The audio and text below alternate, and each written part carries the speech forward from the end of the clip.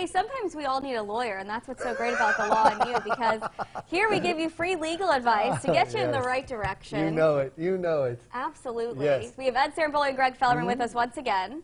Yeah, hey, before we do anything, you know, Megan Mance, who just got married, who works here at WBRE, we just want to thank her. Congrats. Congrats on your wedding.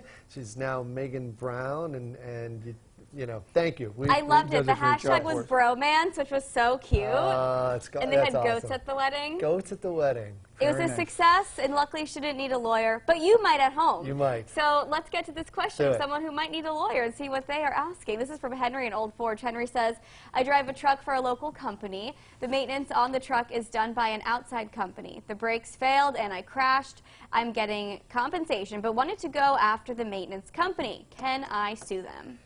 So this is a really interesting question, you know, Henry, because if that truck is above 17,000 pounds, even if it's only being driven around Pennsylvania, the Federal Motor Carrier Safety Regulations apply.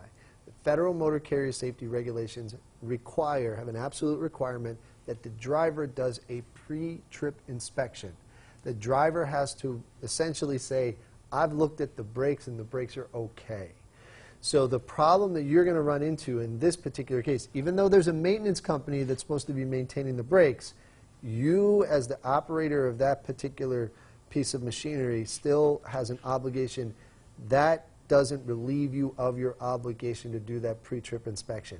And if you didn't do that pre-trip inspection, then there's going to be a significant amount of what's called comparative negligence or comparative fault on you for this. So it's very nuanced. Yeah. You do have a case, but you know, it's going to. But if you did do the pre-trip inspection, you may have, you know, if you documented and did what you're supposed to do, you may have that claim. So, again, I think it's a case where we need to hear more from you and really dig in and see what happened, because some of those nuances can affect your case adversely, but you know, you never know. That's why you got to pick up the phone and call. You got to dig in. You got to get the documents. You got to see, see what's going on, because it is. Greg's right. Like, it's going to depend on, did you do that pre-trip? What did you document? And if you documented that the brakes were bad, no.